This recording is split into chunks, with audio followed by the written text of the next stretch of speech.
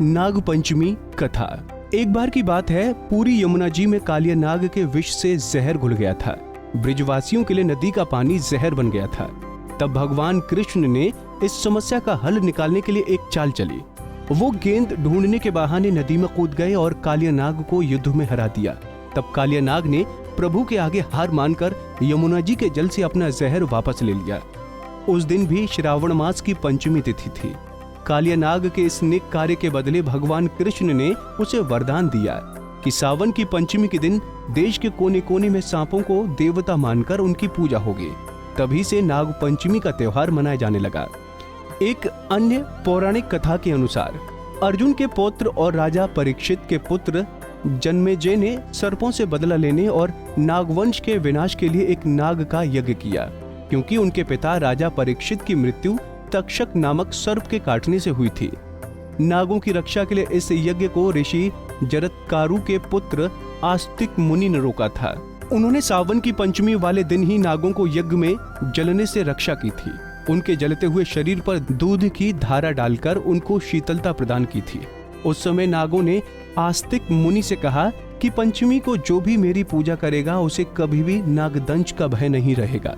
तभी से पंचमी तिथि के दिन नागों की पूजा की जाने लगी। जिस दिन इस यज्ञ को रोका गया उस दिन श्रावण मास की शुक्ल पक्ष की पंचमी तिथि थी एवं तक्षक नाग व उसका शेष बचा वंश विनाश से बच गया। मान्यता है कि यहीं से नाग पंचमी पर्व मनाने की परंपरा प्रचलित हुई। धार्मिक मान्यता है कि भगवान विष्णु की शैया बने शेषनाग जी अपने फन पर पूरी पृथ्वी का भार थामे हुए हैं। इसीलिए गृह निर्माण के समय भूमि पूजन के दौरान चांदी का नाग नागिन भूमि में दबाया जाता है। ऐसी कथा है कि एक बार अपने भाइयों के दुर्व्यवहार से दुखी होकर शेषनाग हिमालय पर जाकर ब्रह्मा जी की तपस्या करने लग गए थे। उनकी तपस्या से प्रसन्न होकर ब्रह्मा जी प्रकट हुए और शेषनाग को वरदान दिया कि उनकी बुद्धि कभी धर्म के मार्ग से नहीं भटकेगी। साथ ही ब्रह्मा जी ने शेषनाग को एक और जिम्मेदारी सौंपी। उनका मानना था कि ये पृथ्वी पहाड़ और नदियों की वजह से सदैव हिलती डुलती रहती है, तो इसे आप अपने फन पर धारण करो। तब से शेषनाग ने पृथ्वी को अपने फन पर धारण किया हुआ है और उनके शरीर से बनी शैया पर भगवान विष्णु आसीन हैं। इसीलिए शेषनाग को धरणीधर और अनंत भी कहते हैं। शेषनाग का ही एक अन्य नाम अनंत नाग है। एक और पौराणिक कथा के अनुसार नागराज कौरथ्य पांडव काल में हरिद्वार क्षेत्र में राज करते थे। इनकी पुत्री का नाम उलूपी था।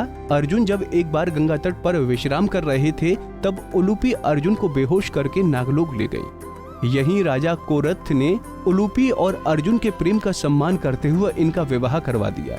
इससे नाग जाति और मनुष्यों के बीच मित्रता का संबंध बना। इसके बाद नाग कन्या उलूपी के पुत्र एरावन की तो किन्नर देवता मानकर पूजा करते हैं। कुंडली टीवी डेस्क से प्रिया शर्मा की रिपोर्ट। इसी तरह की और भी जानकारी लेने के लिए हमारे चैनल को सब्सक्राइब करें और नई वीडियो की नोटिफिकेशन के लिए बेल आइकॉन दबाएं। अगर आप ये वीडियो फेसबुक पर देख रहे हैं तो वीडियो को लाइक और शेयर करें। साथ ही अपनी राय कमेंट बॉक्स में जरूर बताएं। धन्यवाद।